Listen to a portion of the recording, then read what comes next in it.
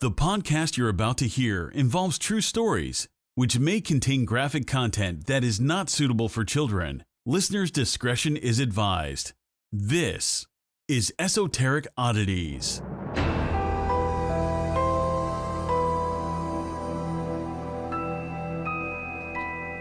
Hello. Hey guys. So last Friday. It's Friday. No, it was Friday. Yeah, you're right. It's not Friday. It was Friday the 13th. Spooky. I had a really good Friday. I had a really great Friday. What did I do on Friday? We hung out. We did? Yeah. So that was Friday. Oh yeah, we did. What happened Friday was I was at work, minding my business, typing with my heavy ass fingers, and I decided to go out to lunch, and it was payday. First off, so that was a good thing. I woke up, it was payday. Ooh. So I go out. It wasn't for me. This sorry. Friday's payday. So I went out and I was like, you know what? I haven't had Taco Bell in like a day. So I need to go get Taco Bell. Okay, Jonathan's a vegetarian, so I don't want y'all to chime in on your don't eat meat from there bullshit. I know. Thank you. Thanks for having my back. I always have your back. And if you are a vegetarian, they've got some seriously good, like, you can substitute anything with meat with beans. And like, I think you should do that anyway because their meat is grade A. What is it, D? What? I don't know, but I heard somebody say, can someone unclog the meat hose? Swear That's to fucking scary. God. So Abort. Sub the meat for beans always. Can yeah, I get and a it's really Crunchwrap good. Supreme, sub the meat for the beans. Yeah. And if you're feeling extra healthy, don't get the sour cream. Don't get the cheese. Hashtag not sponsored. You're being really negative right now. I don't. I don't need your vegan shit. So I go to Taco Bell and I pull up around to the window and wait, hold on. So I'm ordering. Let me tell you what I ordered. What you order? So I got a daughter? quesarito. Delicious. It's like a quesadilla that's wrapped up into a burrito. Tell your friends. And then I got to get my Baja Blast in there and my cheesy fiesta potatoes. And I said, you know what? It's a Friday. It's payday. I'm going to get that apple pie empanada. I love that. I never get them. They're a bomb.com. I never get them because by the time I'm finished with what I just ate, I'm ashamed of myself and I'm way too bloated to do anything. So I ordered that, shit fest. It's the weekend. Beach season is not within view, even though I'm going to Florida in like 2 days. What are you going to do? I order that shit. I go around and I'm like, it's okay. I'll pay that extra like 89 cents for the apple empanada because I work my ass off and I deserve it. I get up there, go to hand the lady my card. She said, it's on me today. Whoa. What's her name? Give her a shout out. Ooh. Shit. I do know her name because I'm there so much. Literally. She was like, fill out the survey. This is my name. Oh my God. What was her name? Asia. Her name's Asia. Ah. And she's the one who told me that I look like the dude from, fucking Love and Hip Hop, the Dominican guy. I was like, no, you don't. That's what I said. She was trying. I don't know because she gave you a free meal. Listen, she might have been trying. I'm not sure what she was doing. I honestly have like a weird relationship with her. I think we're almost dating because she's like giving me free food and I'm giving her good ratings on Yelp.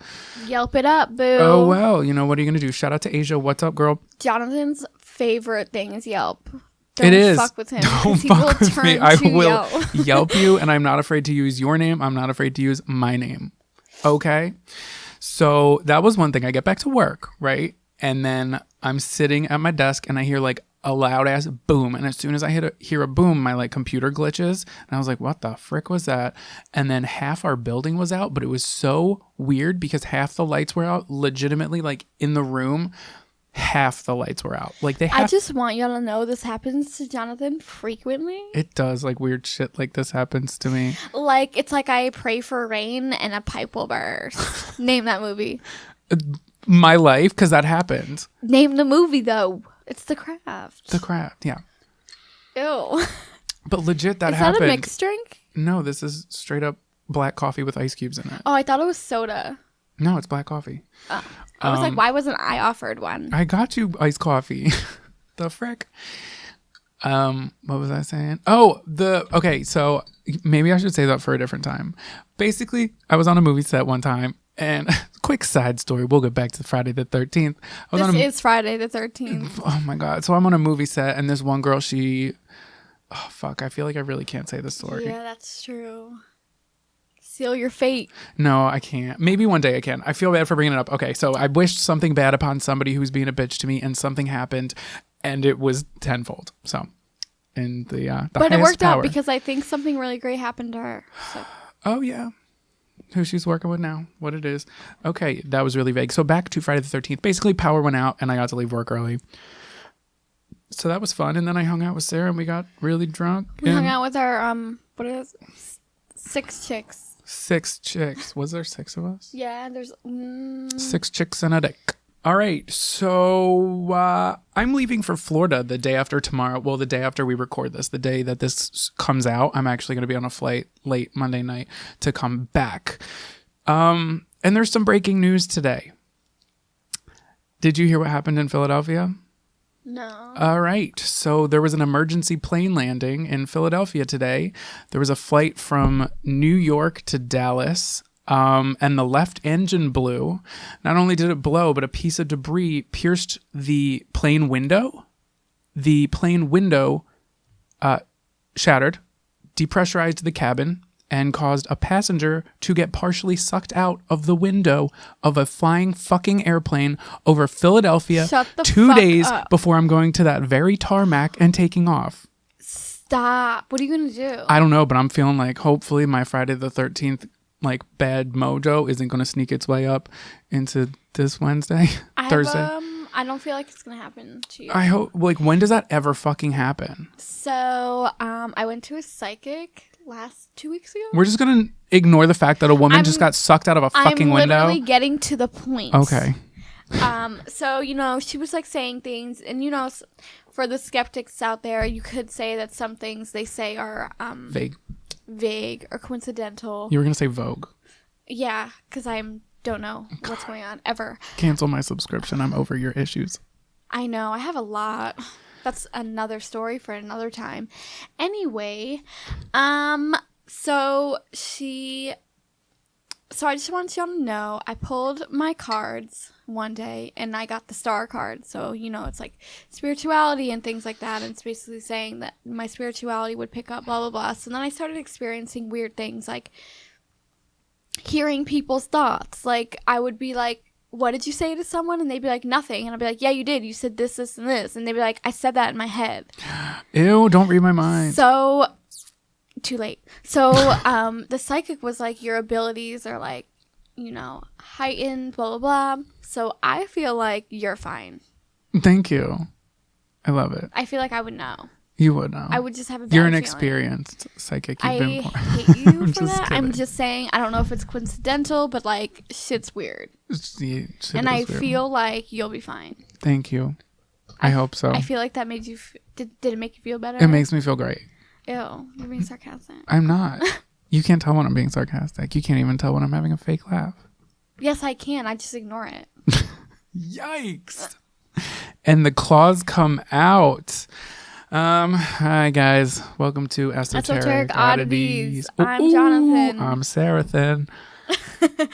And this is actually part 2. Well, Sarah's part isn't going to be part 2, but I left you guys off the last episode. I read my story second. So if this isn't fresh in your minds, I'll give you a recap. If you didn't listen to the last episode, go ahead and listen to that last episode because this might not make too much sense. The recap isn't going to have all the details, but are we ready to jump into this? Yes. All right. So here's my little recap. So the dude's name is Michael Dippolito.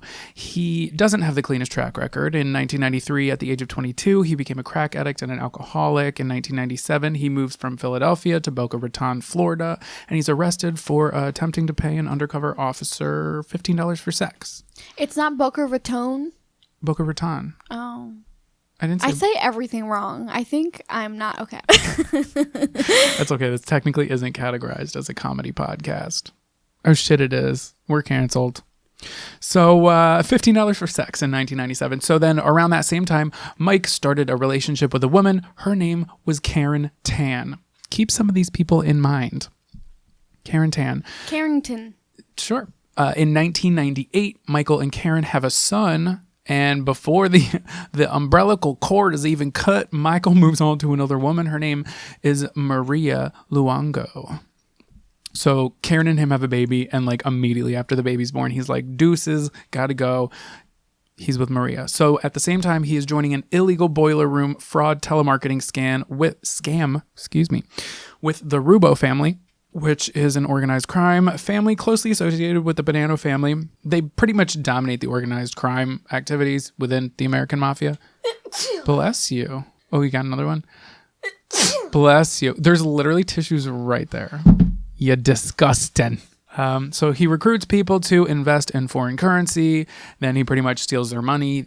In 2001, he leaves that boiler room and starts his own scam company, taking with him the dirty lies he learned from the Rubo family, kind of in direct competition with them. Not a smart move, in my humble opinion. This dude named George Nemeth, he comes forward. He's lost tens of thousands of dollars when he invested in Mike's fake-ass company, and he got fucking pissed. March 2002, Mike Dippolito is arrested for his fraud ass. When he is out of jail, he seemed to have turned a new leaf. Mike and Maria, who he had been seeing the entire time, they marry after 9 years. Then, while Maria is out of town, Mike orders an escort to head over to his office. This is a long... Listen... What? You lose them how you get them. So while Maria's out of town, Mike orders an escort who goes to his office, for some classic horizontal refreshment, if you know what I mean. I've never heard it said like that, but Well, I'm going to use it. I need to... That was my fun fact of the last episode. Oh, right. It's okay. I don't even remember what happened yesterday. It's okay. I need to blow my nose. Okay, go ahead, sweetie.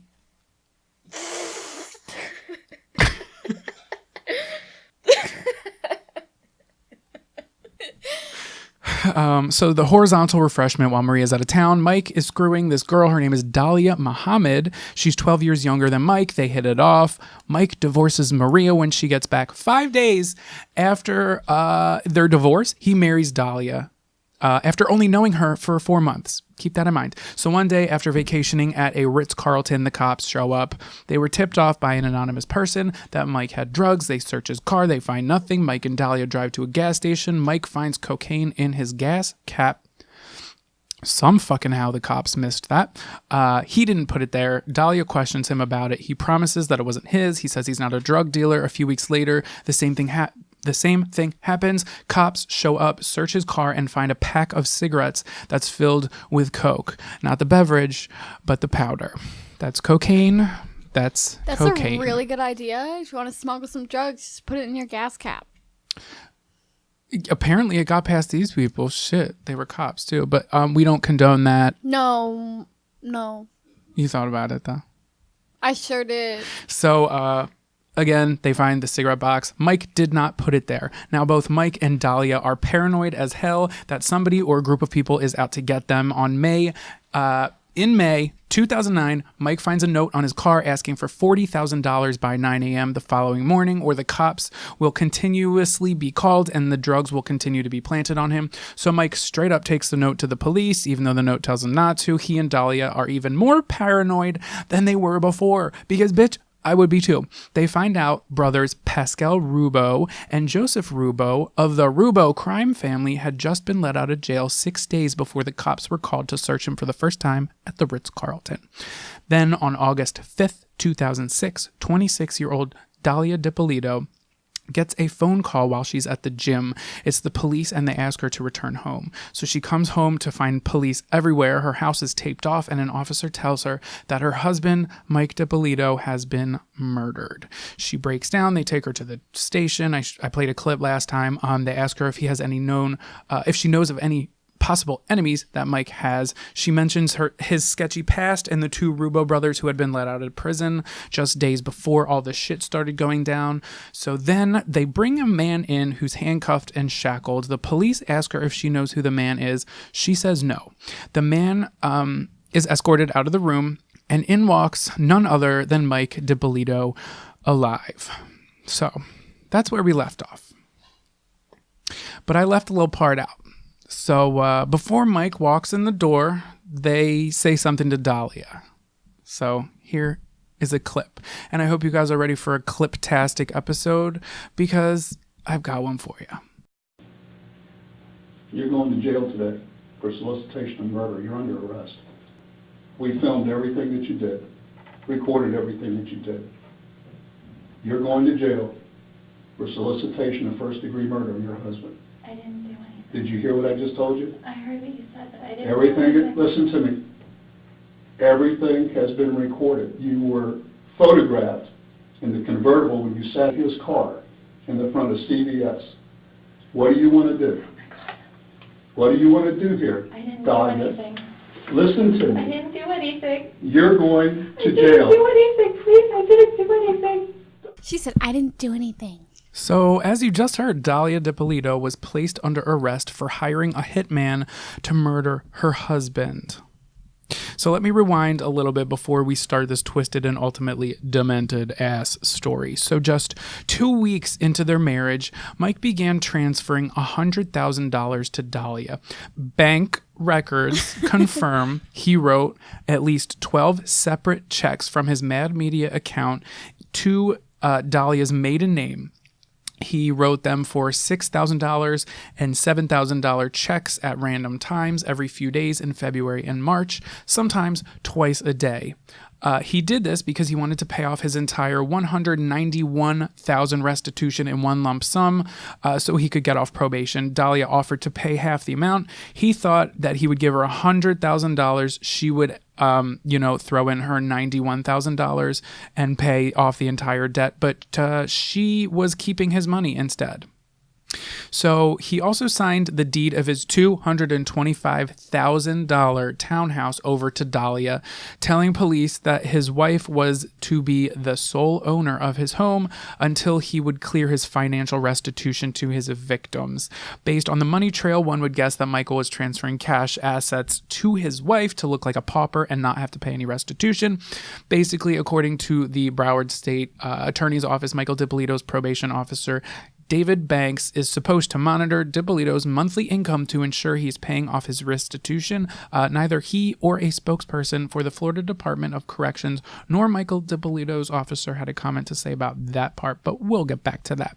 Before Dahlia met Michael Dippolito, you gotta follow me on this because we're gonna throw a lot into this mix. It's gonna be a blender. So before she meets Michael Dippolito, Dahlia meets Mohammed Shahadi. So the two casually hook up and they remain close friends for years. After she married Mike, Mohammed became her confidant. She says Mike had all the money and he needed to pay off his restitutions, but he was hiding it in the Cayman Islands bank account. So she... Sell out. Okay, so Dahlia wanted to basically wipe him of that money. Later, when the cops searched Dahlia's safe deposit box, they found a document that seemed to confirm an account in her name at Cayman's National Bank. So basically, the money he was giving her to pay off his restitution, she was just, copping that, putting it in the bank, doing whatever she wanted to do with it. Dahlia told Mohammed that Mike was abusive and beat her. This was a fact that was never proven. I'm not calling her a liar. But things she'll do later will make me call her a liar. So he told her to go to the police, but Dahlia, oh, sweetie, she had other plans. After he told Mohammed of her plan, he called the police. So what she told him was she knew he was short on cash, and she said, I will give you between $4,000 to $5,000 if you can get me a gun.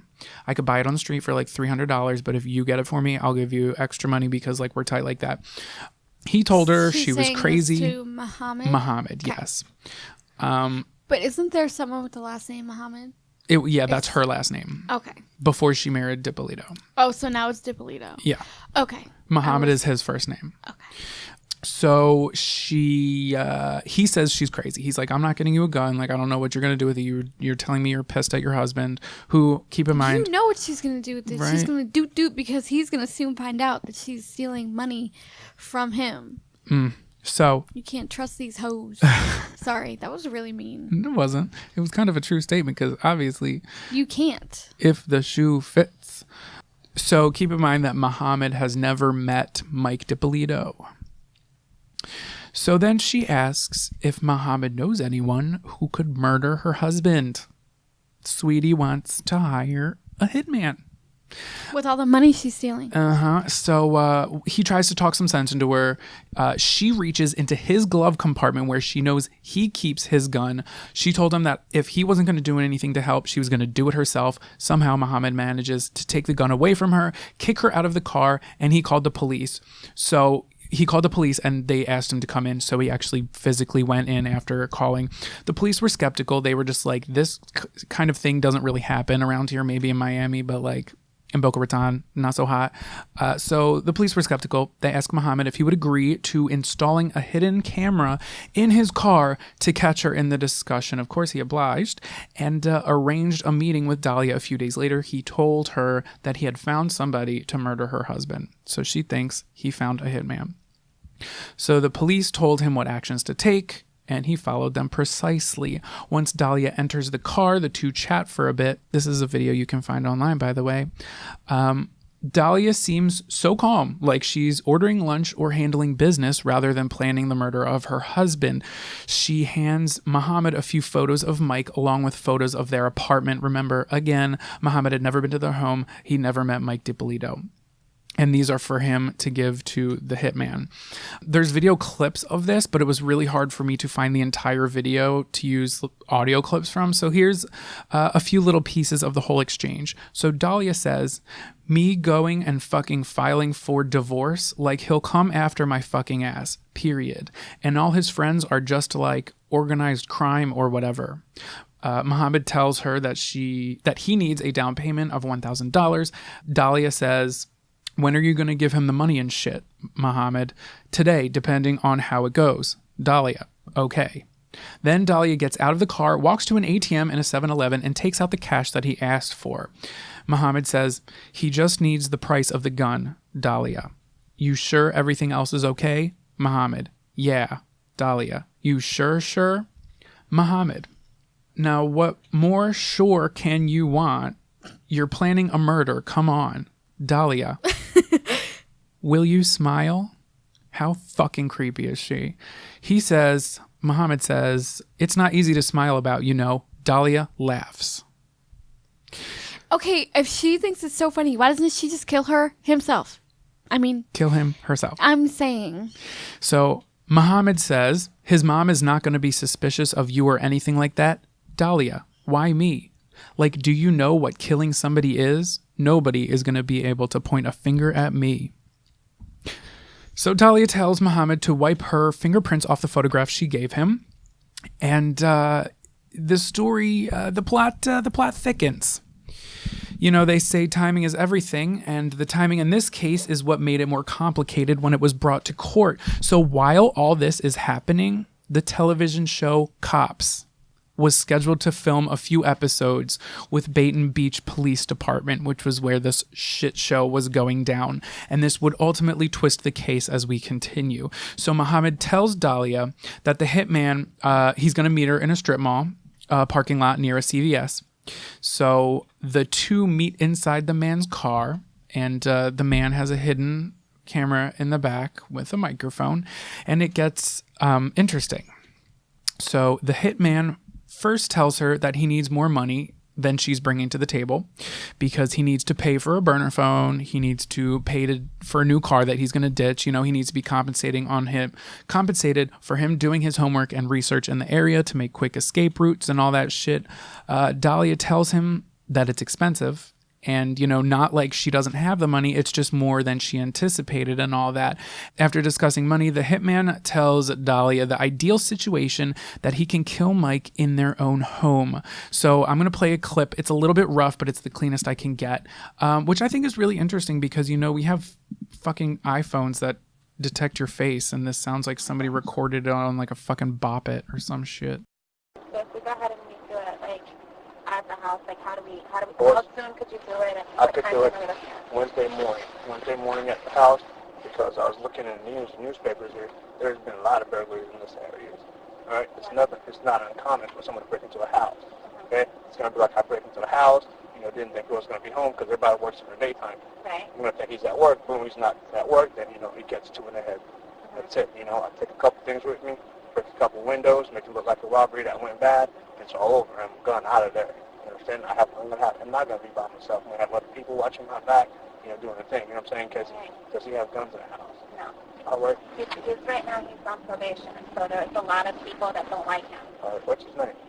Mike. Mike. All right. Okay. Yeah. All right. So that's how I'm gonna do it. You know what I'm saying? Robbery went bad. That's the thing. Okay. Now, once that's done, you know, I'll wait a few days. I'm not going to call you right away because the police are going to be all over this motherfucker. Understand? The police are going to be asking you questions, although they know it's going to be obvious what it is, and they already know, you know what I mean? But, you know, they're going to ask questions, you know, because that's how they got to do it, okay? But I give you maybe 1 or 2 days, you know, but I'll be in contact with you. You know what I mean? When it's all done, you know, and then I get paid. Understand? So to sum up that situation, he says, the hitman, obviously. This is the hitman and Dahlia sitting in his convertible in a CVS parking lot. He says that he saw in the newspapers that there's been a lot of burglaries in the area, so he's going to make it look like a robbery gone wrong. You know, the ideal situation is going to leave Mike dead.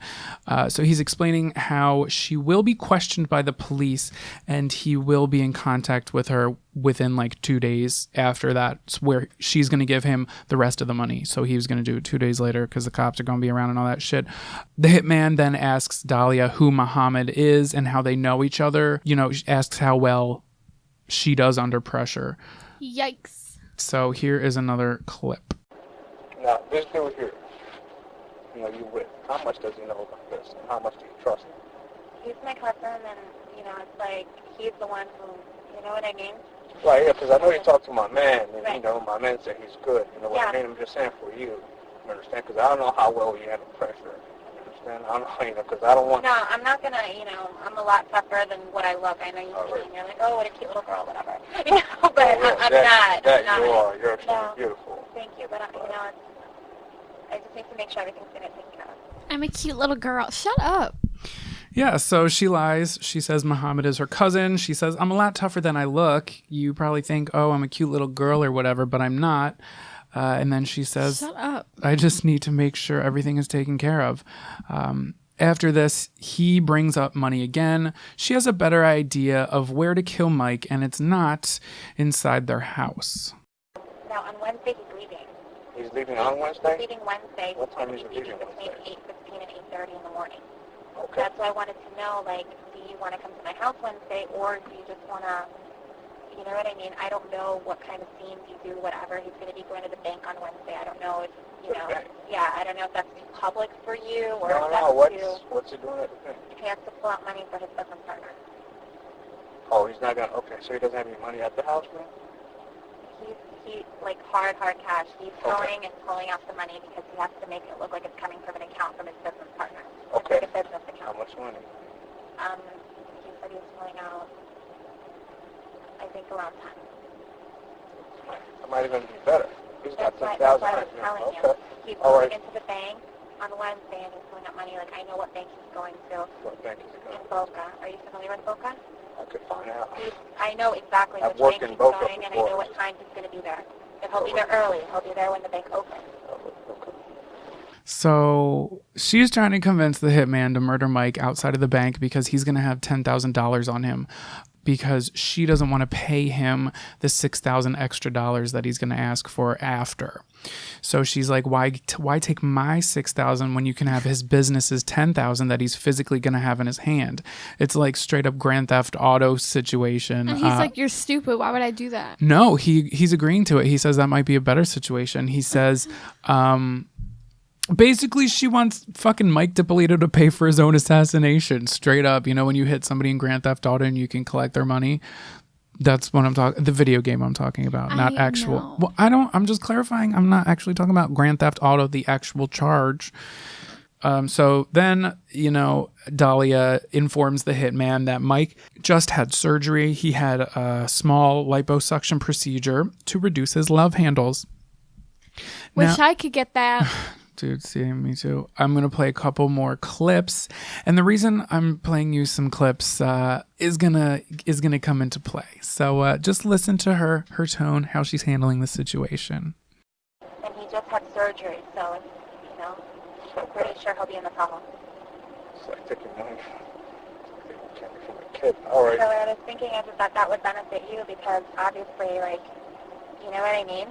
No, either or. The thing is, you know, it's more risky doing it in public like that, but I don't mind. I just gotta, you know. That he'll have it for sure because the friend texted him, the partner texted him, you know, when are you coming? Okay. And then from there, I know where he's going right after that. Or he won't have the money anymore. He's going from the bank to there, and then that's it. You're not going to catch him anymore with money. Okay. Well, here's what I'm going to do. If I don't do it now, because, the thing is, I don't want to get greedy, but, the fact that he's only got $10,000 on him, I'm interested. Exactly. And it's only going to make it look like, he has more reason to be robbed because of that amount of money. Right. Right, and they're probably going to suspect the partner because the only partner knows he's going to get that. Exactly. All right. So what I'm going to do is that, I'm going to try to change my plans a little bit and then try to, do it with the whole bank thing. If I can't come through with it by Wednesday, then it's going to have to be at the house. You know what I mean? Right. But I'm more interested in that additional $10,000 I'm going to get from him. You know what I mean? Because, that's not going to come out of your pocket.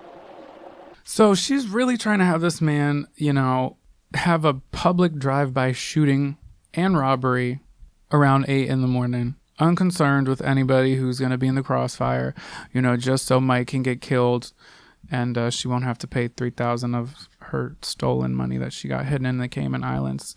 So for good measure, the hitman says since the time window to kill Mike in public, because he's pretty much only going to have enough time where Mike is walking out of the bank and getting into his car, that window of time is going to be really short, that he would rather do it at their home Wednesday morning.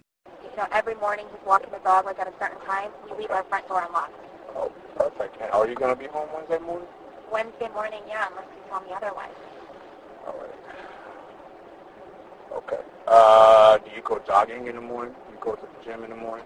I was going to the gym, yeah. If I go tomorrow, it's not going to look weird or anything. Okay. I go to the gym on a regular basis. All right, Wednesday morning, go to the gym. All right. All right, because if I can't do the bank thing, then I'm going to have to do it at the house. I don't want you at the house. Okay. Understand? Around 6:30, 7 o'clock, he Yeah. always walks the dog in the morning. Okay. And Okay. he walks the dog across, over where the lake is, and our door is always unlocked. I'll be in the house by 6:30 Wednesday morning. Okay. 6 o'clock, you're in the gym. Okay, if you All decide right. that you're not going to do the... Well, that's the thing. Listen, by the time you get back from the gym, you're gonna find two things: a dead body in the house, all right, or nothing. All right. Okay, if it's nothing, then it's gonna be a thing. All right. All right. Okay, so what I'm going to do is I'm going to go to the gym tomorrow then. That way, then when I go Wednesday, it's not a big deal. Okay. But remember, always around 6:30, 7 o'clock, he's always Walking the dog. walking the dog. Okay. Just make sure you're at the house by 6 o'clock in the morning Wednesday. Okay. Okay. I feel like it takes a really weird turn. So basically, the hitman is saying that he's most likely going to do it in the house. If he doesn't see his chance to do it in the house, he's going to do it in the bank. If it doesn't work out, they're going to have to fucking reschedule or take a rain check, or I don't know how that works because I've never been in that situation. Hopefully never will. The hitman asks her if she's 100% sure that she wants to go through with this, and she says, I'm 5,000% sure. And that's the line that's going to be the biggest highlighted piece of dialogue that came out of her mouth in this entire case. But what Dahlia didn't know was that hitman was an undercover police officer, Whitey Jean. Gasp. So if it hasn't become clear yet, let me motherfucking clarify. Call me Windex, bitch. So Dahlia was the one who hid drugs in the car when it was searched by police. She didn't intend for them not to find it in the gas cap. So because Mike was on parole, if they found those drugs, he would be sent to jail for up to 12 years. And then Dahlia was the one who put the cigarette pack filled with cocaine in his car and called the cops anonymously. Thinking about it, if those cops didn't miss it the first time in the gas thing, he would have just went to jail and none of this would have happened. Right. But they missed it the first time. When it happened a second time, he was like, listen, I found it planted in my car. This has to be planted. Right? Side-eye. So Dahlia was also the one who wrote the note demanding the money to be left under a parked car in the parking lot. She was pretty much after his house and his money. Remember that she had to wake up every morning and give him steroid injections. Dahlia was irritated by Michael's routines and pretty much everything that he did. In private texts that were later given to the police, when Mike was recovering from lipo, Dahlia is talking to her friend and they're both just like, oh my God, he's so gay. That's so gay. She says, quote, he's so superficial. And the sad thing is someone like him will never be happy, end quote. Muhammad told police that, quote, she can't stand that. And she basically wanted to get rid of him, end quote. Because, when you get lipo and you got to inject steroids into your boyfriend, You're over it. Divorce takes too long these days. With our court system, you've got to be out of your mind. Honestly, though, just kill him. Just do it. Don't do it. We're being sarcastic. So fast forward to the morning, Wednesday, August 5th, 2009. I was a sophomore in high school. I was waiting for Anthony to ask me to homecoming. Did he? He didn't. Fuck you, Anthony. You hurt my friend. He went with his girlfriend. So anyway, back to this story. August 5th, 2009, Dahlia goes to the gym like the hitman, who was really an undercover officer, had instructed her to do. Meanwhile, the police head to the house with cameramen from the show Cops, and they knock on the door to talk to Mike Dippolito. This shit gets crazy. Here's a clip. Police department, open your door. Jeez, man. Sorry, okay. Yes. I'm Sergeant Sheridan, the Boyd Police Department. Hi. Can I talk to you? Yes, for sure. Okay. Let me tell you something. I need to tell you something real quick here. You need to come with me to the police station. You're not in trouble. Your wife has hired a person to kill you. Relax, just relax. take it easy. Take a deep breath. Then sit down. Yeah, I'm not kidding you. Yeah, just take deep breaths. I want you to put on a shirt and come with me to the police station.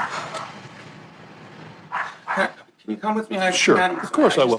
Yeah, I Can want I tell you, I don't know what, this is a little weird. I know it is. Let's go upstairs. My wife, for Just whatever let- reason today, like I'm sick, man. I I had know. surgery on my back, went to the gym. I know where she's at. I mean, and like, believe me, like, I know where she's at. Yeah, let's go I'm gonna upstairs. just stop rambling, but I mean, I've been. You understand what I'm telling you? We don't have much time. Yeah, all right. That is so sad. What the fuck? He was devastated. You can actually see it in the episode of Cops. He like collapses onto the stairs when they tell him that someone's out to kill him. I got choked up there. My God. So they take Mike to the police station, and the other officers dress the scene at the Dippolito's home. They put up yellow tape. They have a few marked police cars with their front lights flashing, and Dahlia they did the whole arrives. nine. They sure did. From there, you heard what I played in the last episode, the officer telling her that Mike had been murdered, and remember her distressed cries. So they bring her to the police station, and remember the man that they brought into the same room as her with the handcuffs and the ankle shackled? That was Officer Jean, again, the undercover officer she was meeting with. And man, the cops in this case, they were really committed to acting. They sure were. What the fuck is up with that? They just love to put on a show. The Cops TV show is recording here. And when this goes to court, we're jumping the gun. Ooh, was that a pun? I knew that it was recording, but I don't know. I guess I didn't really put two and two together like they would. Yeah, keep in mind Play it that Cops, the reality television show, is recording. Also, This whole time I thought you meant like real cops. no. These are real police. But the show is recording. But the show is recording, but with the hidden cameras and stuff, that was the real police.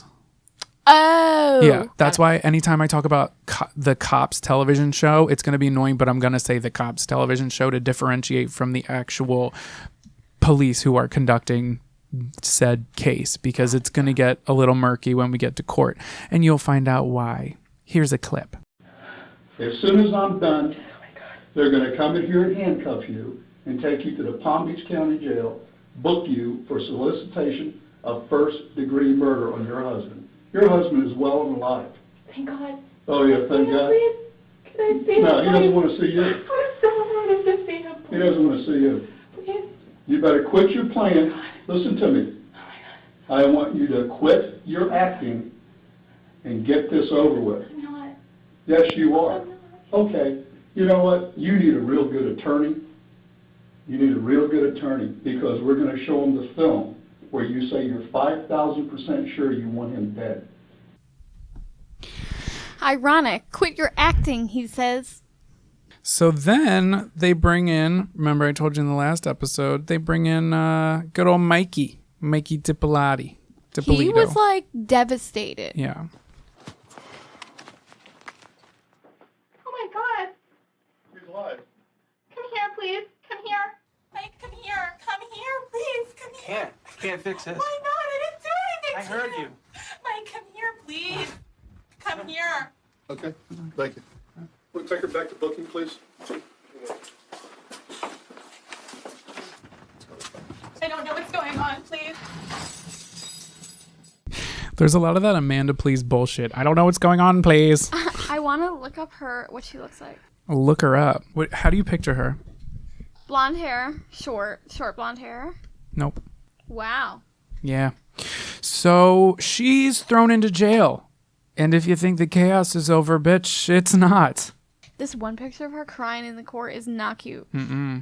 So after her first court hearing in 2011, Mike Dippolito's attorneys say Dahlia's motive was for his house, his money, and the unmentioned character in the story, Mike Stanley. Yes, we are this far into the story and more people are being thrown into the mix. So Stanley was Dahlia's former boyfriend. The two had been texting for months. 893 messages, to be exact. That was just in the few days leading up to his planned murder. They were all rated X, and in court, she sat there and listened to the sexual text messages being read out loud by a monotoned detective. Imagine that. I want to suck your dick. Literally, there's a clip of him reading it. And Why didn't you play that? Why did you say it like that? Because that's juicy. It's because it's from a 2020 thing and they're talking over him and there's like, so they play like a little bit of clip, but he's literally like, I want your tight, hot pussy all over me. And it's shit like that. So she is sitting there listening to this and she's cracking a few smiles as he's reading this. Her texts reveal that she was setting Michael Dippolito up to be caught with drugs.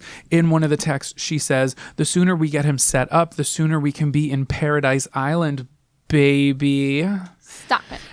Though she didn't speak in court about this, she spoke with 2020 months later. Actually, I think it might have been a year or two later, and told them that she did not send those messages from her phone. Who did, sweetie? Mike Dippolito was sending the hot and steamy texts to Mike Stanley from her phone. Okay, this is going to sound probably really bad, but I doubt that this man...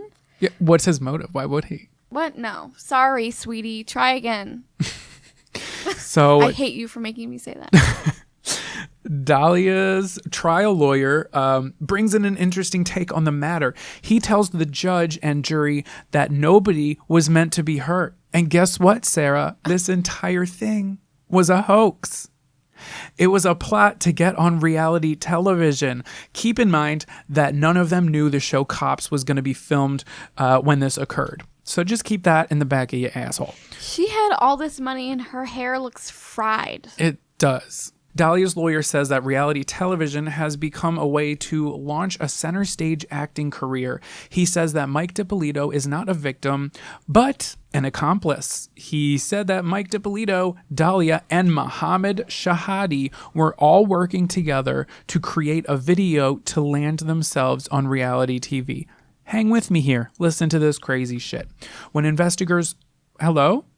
Are you good? Investigators. When investigators searched Dahlia's computer, they did in fact find an extensive search of reality television shows and reality TV casting calls.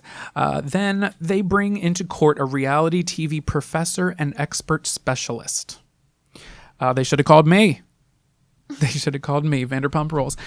So this girl, she's really fucking something. I don't remember if this was on the 2020 special or something else, but her eyes are literally bulging out of her head. She's smiling way too fucking hard. She's way too fucking happy and excited to be there. Like, calm your tits. This isn't the real world. Honey, this isn't even a pep rally. Like, let's tone it down. Ma'am, you're at a 10. You're going to have to be at like a 2. But she was a 2. She was ugly as fuck. But equal rights and all that stuff. So chill. How do you even get a fucking career as a reality television specialist? I'm going to Glassdoor that shit. So in just 3 hours, the jury reached a verdict. Guilty of solicitation to commit first-degree murder. At her sentencing, the judge sentenced her to 20 years in prison. What do you think? Do you think it's over? Because, bitch, it's not. I figured it wasn't. That was too long of a pause. A Florida judge ruled that the jury was not selected properly. Her conviction was tossed, and Dahlia gets a new trial with 2 new lawyers, Mark Eiglarsh and Brian Claypool, television personalities. And let me tell you, they're lawyers, but they are out of their they're like out of their fucking box. Out of the box. Out of the box. Oh, out of the box. Out of the box. And if you take one box, put it with the other. Now what's it gonna be inside? Box. Out of the box. Cool. So these two dudes who are now her new lawyers, they say that they are 5,000% sure Mike Dippolito is innocent. See what they did there? There was recording. I know, but wait. Okay, so here we go. Okay. Are you sitting down? Stand up. Sit down. I have to pee really bad. Fucking pee in that goddamn cup. You didn't even drink the iced coffee I made you. So then there's Burn Notice, the television show. An episode where a man hires a hitman to kill his wife, but the hitman ends up informing the wife and they're not going to go through with it. The twist? Mohammed Shahadi, the confidential informant for the Baton police, the man Dahlia tried to steal a gun from, the man who told Dahlia he knew a hitman, the man that Dahlia told to wipe her fingerprints off the photographs. Mohammed Shahadi was in that episode of the television show Burn Notice. So he's an actor. Yep. Okay. So Dahlia and her attorneys are continuing to say that Dahlia, Mike Dippolito, and Mohammed Shahadi created a false scenario where it would seem like Dahlia was gonna hire a hitman, but the whole thing was scripted. They said it was all a hoax that they were gonna record and put on YouTube. Her lawyers, again, Brian Claypool and Mike Eiglarsh, man, these guys are some shit. They say that the hidden videotapes of Dahlia were taken out of context. They say she knew all along that she was being videotaped and she was acting. The goal was to get acting gigs from a viral video that they would later expose as a hoax. So they were going to upload them on YouTube and they wanted to go viral. Then they say that Mohammed knew that the reality television show Cops was going to be filming in Baton Police Department that week, so he scheduled to have the real police be included in his hoax, because that makes sense. Not only that, but his lawyers were saying that Dahlia was a victim, that the real detectives were the wrongdoers. The police department thought Dahlia's case was gold for the television show Cops. I'm not going to argue them on that point. According to Dahlia's lawyers, Mohammed realized that this case was getting out of hand, and when he wanted out, the detectives at the police department actually threatened him to continue as a confidential informant on Dahlia's tape. Records show that a detective had actually been calling Mohammed more than 10 times a day, pressuring him into getting Dahlia to go along with the skit for the hidden camera. Her lawyers are bringing this up, but this is actually proved to be true. Like, it actually happens. The police were pressuring Mohammed, calling him 10 times a day. So I know it's getting crazy, but remember, according to Dahlia's lawyers, Dahlia and Mohammed are acting, but the detectives don't know they are acting, according to Dahlia's lawyers. Okay? I know, fucking fiction and reality TV, it's all getting skewed now, isn't it? Right. What's going on here? Pull it out of your asshole.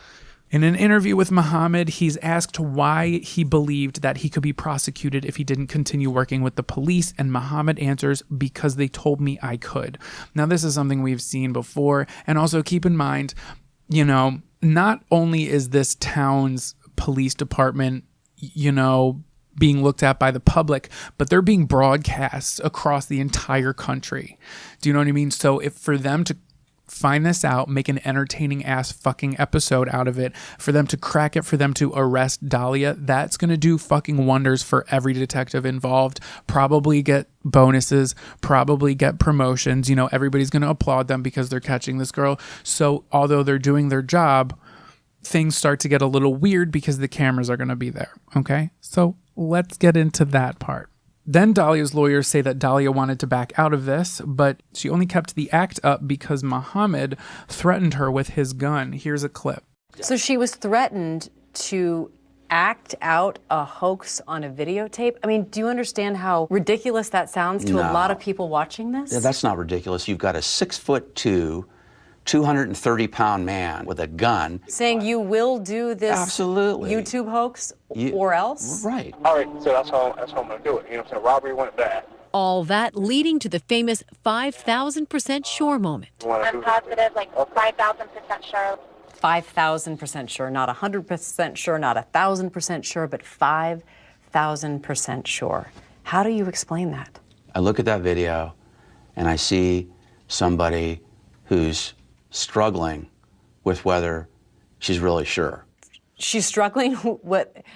Why? Well, how is she struggling if she's 5,000% sure? Well, you might find that humorous, but when I hear people say they're sure, I'm 110% sure. She's trying to overcompensate. Whether she's 10, 100, or 5,000% sure, Dahlia's lawyers believe the whole case against Dahlia doesn't add up to anything, that she was framed by the police. So are you saying that Dahlia was enticed, entrapped into soliciting a murder for hire? There's no question about it that the Boynton Beach Police Department was dead set on manufacturing a crime here.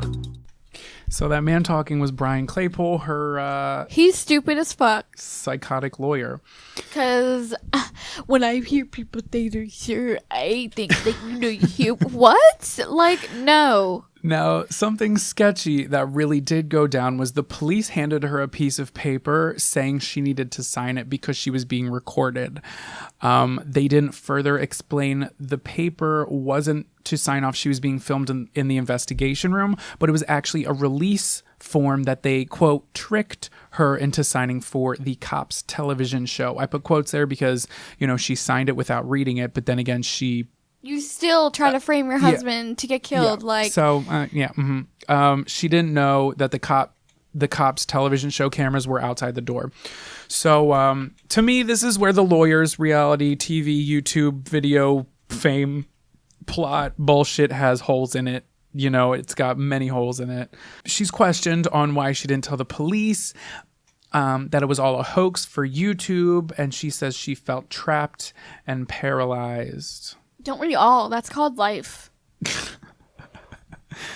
The tape was a show. It was a tape. That was the purpose of it. You were acting in those tapes. Yes. But you're telling the truth now. Yes. Why should we believe you?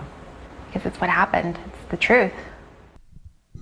So, you know, that's what she's sticking with, that Dahlia Dippolito. But Muhammad denies the fact of ever agreeing to a YouTube video hoax, and Mike Dippolito says the YouTube hoax theory is laughable. I'll have to agree.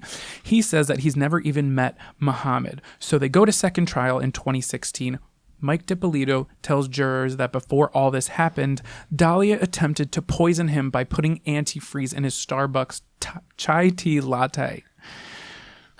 Something he says that he was not allowed to say because his attorney had told him not to bring it up in the first trial. Don't really know details on that there, but people have their reasons for some bullshit. Now, Dahlia's attorneys are saying that this information was alleged and should have never been spoken in court. Mike's attorneys failed to sway 3 out of 6 jurors in this second conviction. Disgusting. Bitch, the trial is deadlocked and is taken to court for a third time. No. How does this happen? Because people are stupid. They're gullible. Who raised y'all? So, the third trial begins. Dahlia now has a child with another man, while legally... Why? So she's literally out and about? She's under house arrest this entire time, since 2009. Getting dick slanged all day, okay? Mm-hmm. Sounds like a good way to live. Mm-hmm. She's legally still married to Mike Dippolito. She still has his last name. Now, nothing about the story has changed, but this time Mike Dippolito testifies, telling prosecutors that in 2009, when all this shit went down, Dahlia was taking vitamins for her pregnancy, and they were discussing baby names. They were planning on having a kid, but she was planning on having him murdered. In July of 2017, Dahlia was found guilty of solicitation to commit first-degree murder and sentenced Took y'all long enough to 16 years in prison. In March of 2018, if you look at the clock, that was 2 weeks ago from when we're recording this. 9 years after the incident occurred, Dahlia and her team are looking to go on trial for a fourth time. Let it go, girl. Mike continues to make monthly restitution payments to his victims, and he remains on probation till 2032. Yikes. Fraud victim George Nemeth says he's had a steady restitution check for years. He says they come $8 to $10 a month, but he's going to continue to get them till his tens of thousands of dollars are paid off. If you want to watch the episode of Cops, it's season 24, episode 3. And that was the twisted case of Mike and Dahlia Dippolito. I think that may have been the craziest case I've covered in this entire podcast. Literally, though. Wow. But remember, thank you. In her 2020 interview before she went to the second trial, she got veneers. Dude, they're fucked up. I could see that. She got veneers. I don't think Her face looks... I don't know if they're veneers as much as like teeth that you put on top of your teeth, because they're like sticking out and they look like plastic. Like they don't look shaped like teeth. They just look like someone took like a mouth guard. Link me. Okay, well, I'm going to send you the video. But also remember, when she gets out, she's going to be fucked. Do you know why? Tell me. Because in the video, she throws 2 mob members, the Rubo brothers, under the bus. Remember, she said, "No one can point a finger at me."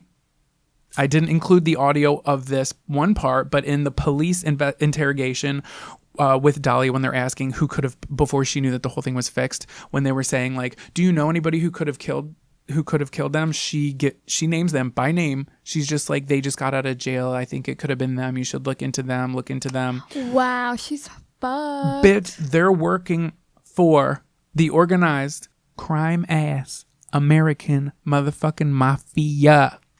And she just threw them under the bus. Listen, sweetie. She's literally something crumbs else on the floor. Well, I'm out of breath.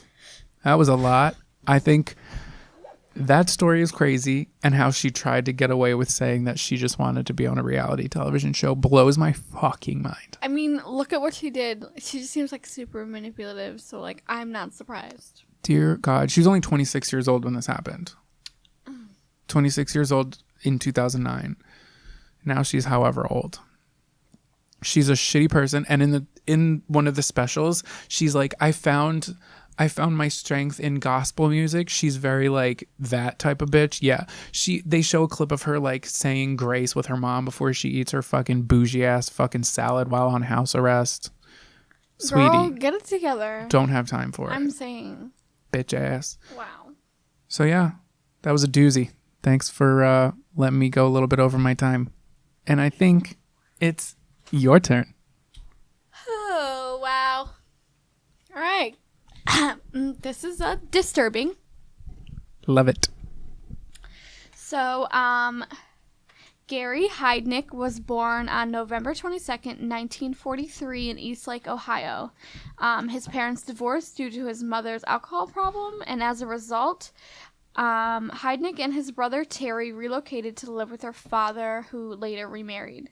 Heidnik and his brother Terry both hated their stepmom, but their father always sided with her when it came to arguments or disagreements.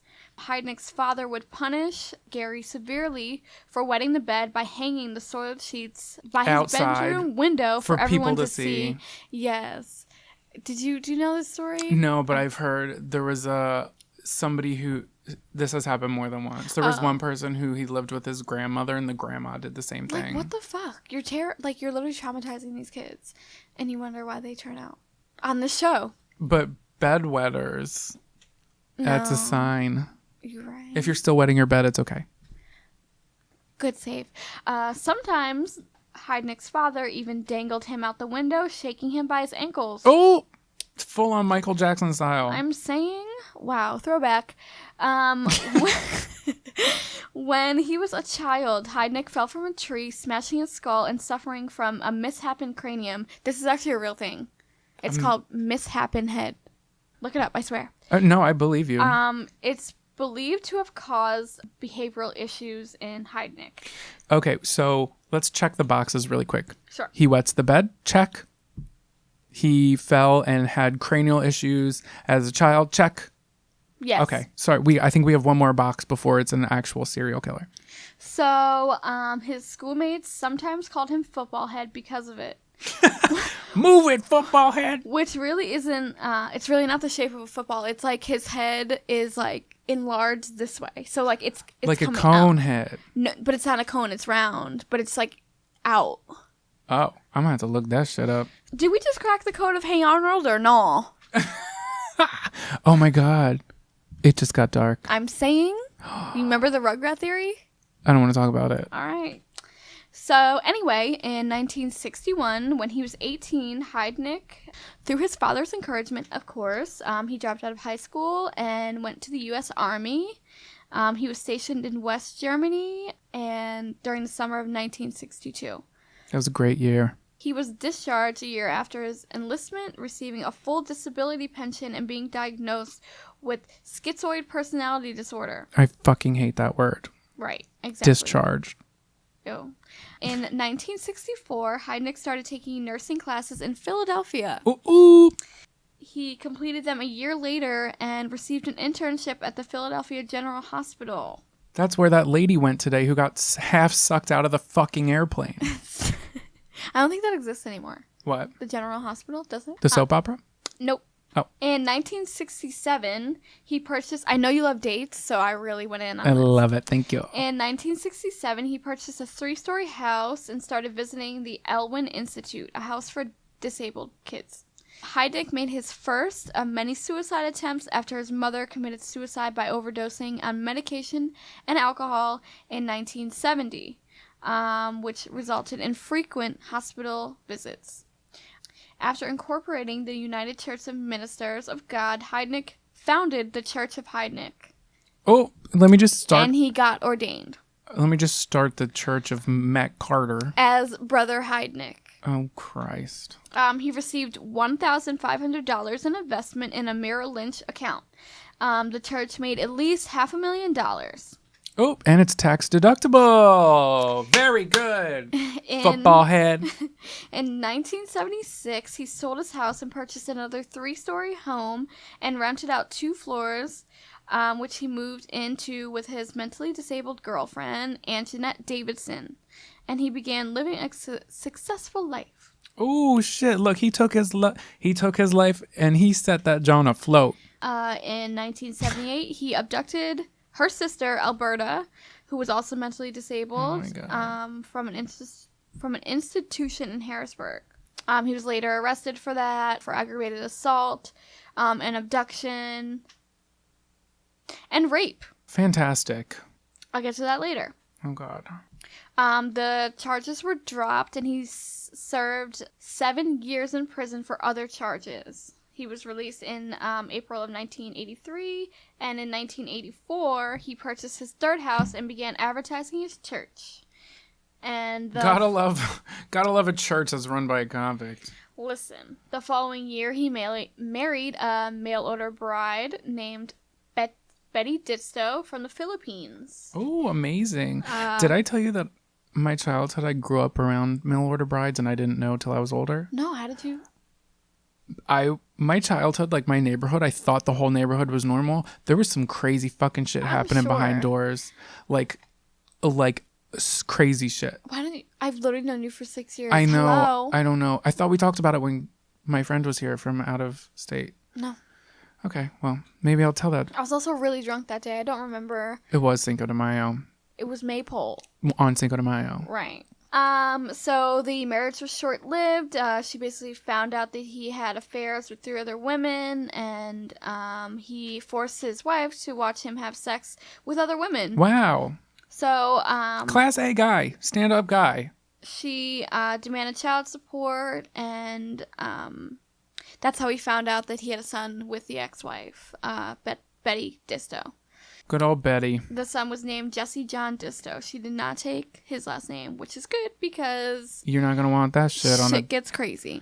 Oh. So, he desired to have sex slaves and create a harem, which is a Muslim household reserved for wives. So he began his series of abductions and rapes in 1986. November 25th, he picked up Josefina Riviera, a part-time prostitute, and took her home. After having sex with her, he choked her until she was unconscious before chaining her up in his basement. No. Heidnik, Wait. Where's he living? North Philly. Bitch. I'm saying. Continue. Do you know the story? I think I just have a new fun fact I'd like to tell you. Continue. Okay. Heidnik then dug a pit in his basement floor, and Riviera was put in the pit, which was covered by a weighted board, so if she tried to escape or misbehave. December 3rd, 1986, Heidnik abducted the mentally disabled Sandra Lindsay, who had gotten pregnant previously, but she had an abortion, which made him mad. Heidnik fed the two women irregularly and kept them half naked and raped them repeatedly. On December 23rd, he brought 19-year-old Lisa Thomas over. He drugged her wine and put her in the basement with other women.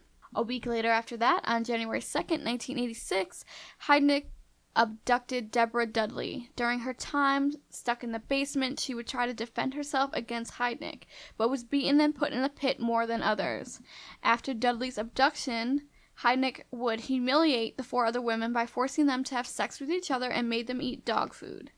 On January 18th, he abducted Jacqueline Askins. On February 7th, Heidnik became angry with Lindsay for reasons unknown and punished her by hanging her by one of her wrists from a roof beam for 2 days.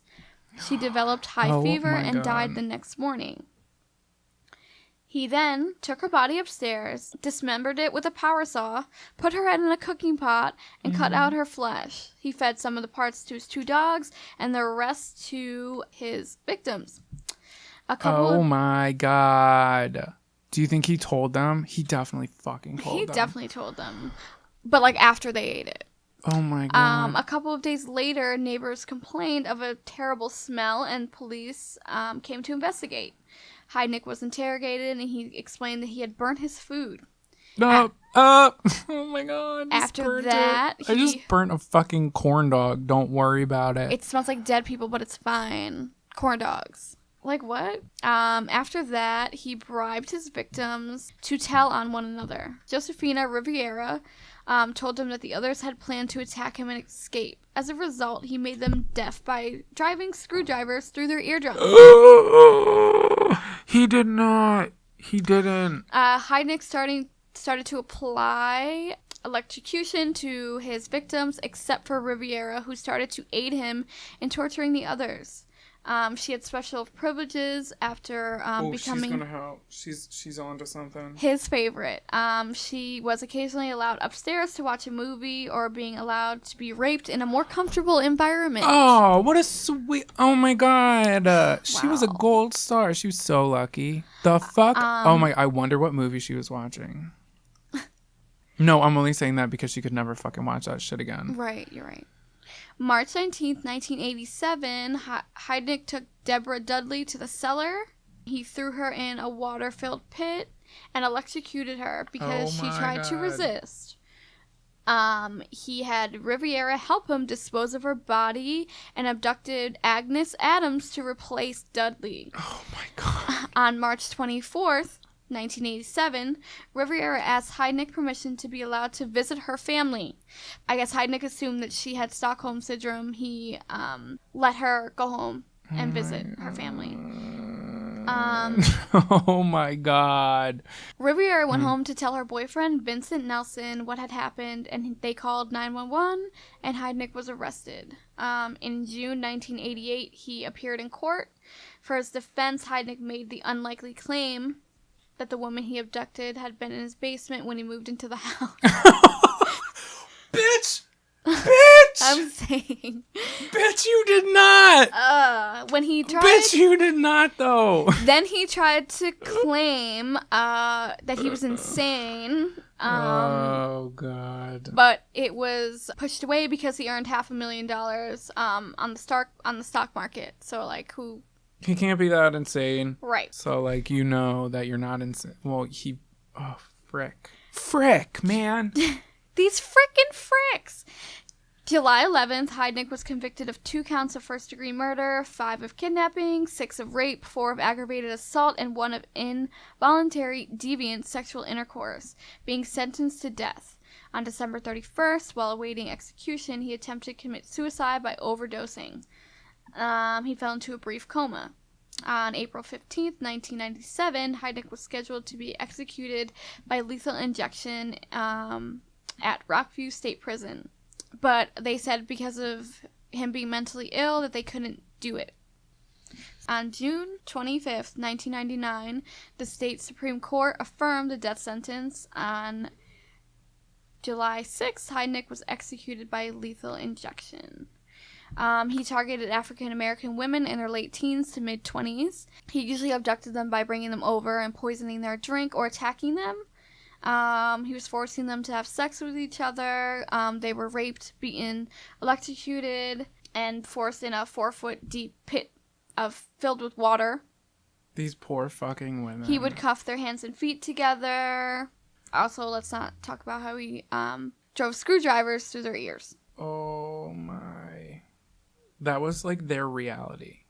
That part always fucks me up. Like, we're talking about it like it's, you know, it's a story because it's crazy and it happened so long ago, but like that was their reality. I'm saying, let's recap on the victims. Oh, Christ. In 1978, Alberta Davison, 34, his girlfriend's sister, got abducted from a mental hospital, raped, and sodomized, and she was rescued in 1986. November 25th, Josephina Riviera, 25, she ended up escaping. December 3rd, Sandra Lindsay, 24, she died on February 7th, 1987, due to starvation, torture, fever, and dismembered. December 23rd, Lisa Thomas, 19, she was rescued in 1987. January 2nd, Deborah Dudley, 23, she was electrocuted on March 19th, 1987. January 18th was Jacqueline Askins, who was 17. She was rescued. March 23rd, Agnes Adam, 24. She was abducted to replace Deborah, and she was rescued. So this is just like who got out. Right. And that's the story of Heidnik the Gary Great. Heidnik. Well, fuck. First, I want to say thanks for saying all their names and their ages, because I feel like with a lot of stories, you know, victims just become like a fucking notch in the bedpost. Right. And it's really all about, it's crazy because the story becomes about Gary. It doesn't become about the victims. Them, yeah. And that's really sad. And it was like a middle-aged white man, and these were all African American women, some of which were sex workers. So, right. Of course, you know, a lot of the times in stories that gets lost because of that situation. Which, like, you should take people serious regardless of everything. But that's uncomfortable. Mm-hmm. And his house, do you know where it was? Yeah, 1 second. I know where it was. Oh, I'm really? just asking. Yeah. It was by the liquor store that we used to go to when we used to drive up like deep into the hood. Like 22nd and Diamond? No, further. No, not the Poppy store. The liquor store. Yeah. There's a liquor store on 22nd and Diamond. Oh, you mean like North Philadelphia? Yeah. Like that one really like nice... by the hospital. Oh, shit. Yeah. That's really crazy. Ew. It was like down the block, like across the street and like down that one block. So we used to get our Jawns over there. But, I can't. I can't either. I don't even know how to respond to that. Yikes. So he's a serial killer and torturer and rapist. Yes, sure was. He's everything under the sun. I do know this case. I haven't heard about it for a little while. His house, they knocked it down, and now it's a driveway that's like cinder blocked off. He looks fucking terrifying. Right? He's dead in the eyes, man. Right, I'm saying. That's like, those women went through like the unimaginable for years. And like no way out. Dude. All right. So. Should we lighten the mood by the tweet of the week? Yeah, but before we do that, I just want to say, in case people are stupid and click off at this part, I just want to say really quick, we are going to go on a little hiatus for a week because I'm going to go on vacation and we both definitely could use a week off. And it's about quality, not quantity. And you guys, you support us like bras and you deserve quality. So, hopefully if you don't. So like we're Victoria's Secret and yeah. Because we're quality. Yeah, we're quality. I don't think Victoria's Secret's actually quality, but everyone thinks it is. Well, there goes our sponsorship by Vicky's Secret. But hopefully, if you don't hear from us next week, it's because we're taking a break, not because I got sucked out of a fucking window on the 2 planes I have to take. It's gonna be fine. Ew, you're taking. You have a layover? No, I'm taking a plane there and a plane back. Oh, am I good? I don't know. 2 planes are better than 1. I don't know how to back you up on that one, but do you want to lighten us with a fun fact and a tweet of the week? Yeah, my tweet of the week. Okay. Oh, go ahead. No, do the tweet of the week first. My tweet of the week is from @Jake_Gal. This is actually my really good friend. He tweeted, "Does replying to an Instagram story count as a full DM slide? This is a poll." He hashtags waste both of our time 2018. It's yes, no, only if she's a thottie. Okay, wait, what's the question again? Is it official if... No, does it count as a DM count slide if you're replying to the story? Yes. Yeah, it definitely does. Yeah. I don't know why he Only if she's a asked. thottie. I'm a thought. John a thought. So my tweet of the week, I don't have the original tag, but it's the video going around of the dancer on a pole feeling herself and eating a slice of pizza. Me. Did you see it? She just sits down. She's like dancing with a slice of pizza. Then she sits down on the floor and someone literally like throws a whole bunch of cash at her. She just enjoys her pizza. I love that. She's living her best life. It's not delivery. It's DiGiorno's. Do you got a fun fact, baby? I sure do. In 1923, a jockey named Frank Hayes won a race at Belmont Park in New York. He suffered from a heart attack mid-race, but his body stayed in the saddle until the horse crossed the line for a 21 outsider victory. And he was... Oh, wait, was he dead or alive? He was... When the horse crossed the line, he was dead? Uh-huh. So did he just suffer from a heart attack or did he die from the heart attack? No, he died from the heart attack. Oh my God. A dead man's doing better than me. Shit. My fun fact is 85% of the world's population can curl their tongue. I don't know. Can you curl your tongue? What is that? I think you just go like this. This is great for listeners who can't see anything. No, like curl it. Oh, girl, looks like you're part of the fucking, what is it, 85? No, you're part of the, what's left after 85? I can do a lot 25. of things with this tongue. 25. Okay. Like eat ice cream. Thank you guys Thanks for listening. Thanks to us ramble. Yeah, thanks to our Patreon supporters. If you would like to support the show, patreon.com/esoteric oddities. With that being said, your bonus episode is going to go up next week, the week after. It will be up shortly. I'll post the exact date on Patreon for all of our supporters on there. Thank you for supporting. Thanks for being our bras. You know where to find us on social media. If you don't, Facebook, Twitter. yeah, just freaking look us up. It's the freaking weekend. It's not when you're listening to this. It's Monday, and when we're recording it, it's Tuesday. So it's not any weekend at all. Far from it. Thank you guys for listening. Hit us with a rating. We love a good 5-star. We put in a lot of research. We put in a lot of time. We just want to get slapped. A lot of tears. A lot of tears, a lot of sweat, a lot of period blood. I just want a little spank on the ass. And to spank me, you can go ahead and give us 5 stars. I love that. Thank you guys. Thanks, guys. And you'll hear from us, not next week, but the week after. Try not to miss us. Too much. Bye. Bye.